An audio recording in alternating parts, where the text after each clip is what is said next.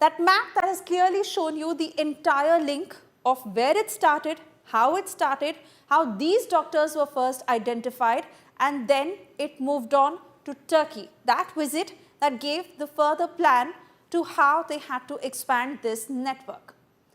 The map that traced the journey of both the men, Dr. Umar and Dr. Muzammil, both trained doctors from Srinagar. Remember, these are intel inputs that have come in so far as piecing together how their entire journey panned out. Starting as doctors in Srinagar and then slowly being recruited to carry out jihad. A local Maulvi who first indoctrinated the doctors, and then they were contacted by a handler in Turkey. Their passports indicate that then they went to Turkey and met their handlers there, where clear specific instructions were given.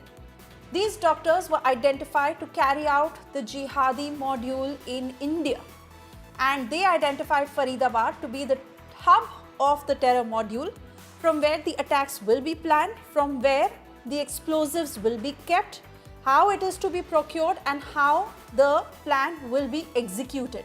And from there on, the doctors came back to India and they started recruiting more and more people to expand the network, because that was the exact instruction that was given to them in Turkey.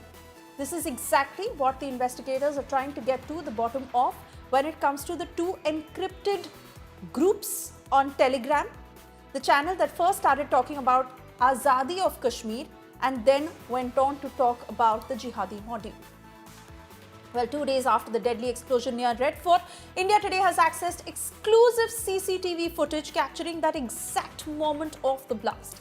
These visuals that were obtained from the control room monitoring the Red Fort area that has been in the spotlight show Red Fort Chowk bustling with traffic just moments before the explosion, then a blinding flash, a red fireball erupting from an I-20 car, lighting up the entire frame.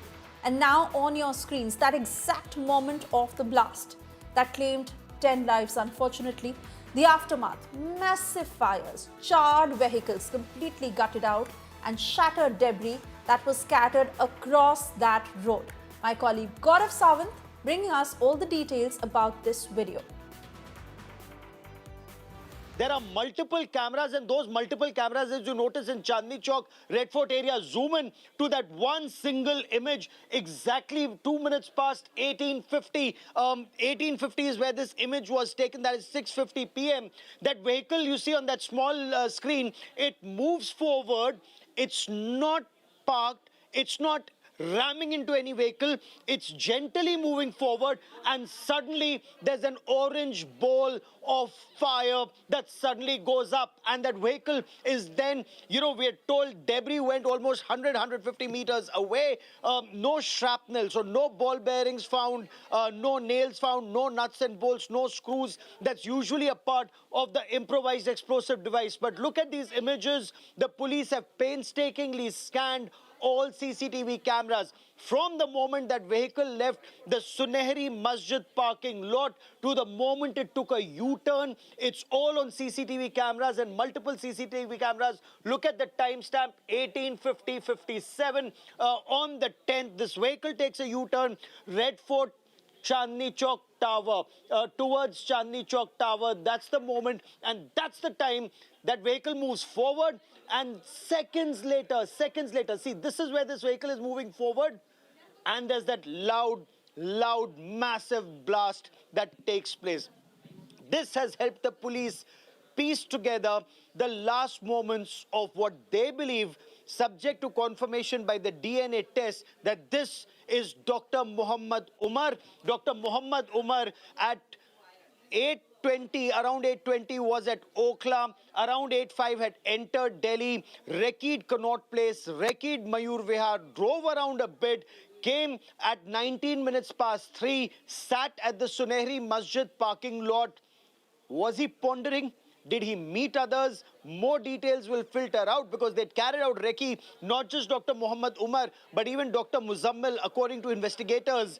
They came to this area even earlier, but this is where the blast took place, and the police believe this was an accidental blast. The IED, the improvised explosive device, wasn't completely ready, wasn't completely set to go off to cause maximum damage, but it did cause damage, loss of lives and injuries. But a premature detonation is what the police believe. Remember, these are the first images that have ever played out on Indian television of the exact moment of the blast. The impact of the blast that was very strongly felt within 200 meters of that point of blast, and actually till about 800 to 900 meters, where those living in that areas had the glasses completely shattered in their homes, because that is how strong the impact was. 10 people who unfortunately lost their lives, nearly 25 who were injured in this blast. And the many shocking details that have emerged ever since the investigation has begun of the amount of explosives these terrorists were in possession of how it is a wide-collared terrorist ecosystem that has been thriving, and most importantly, how it is a multi-agency probe that has now been working 24/7 to unfold the execution, the working, the logistical support, the funding that all these terrorists had. 7 doctors who have been under the scanner, many of them detained, are being questioned, and this has given rise to the advancing technology in terms of weaponization, in terms of communication, of the encrypted apps that these doctors were using to carry out these nefarious activities in India.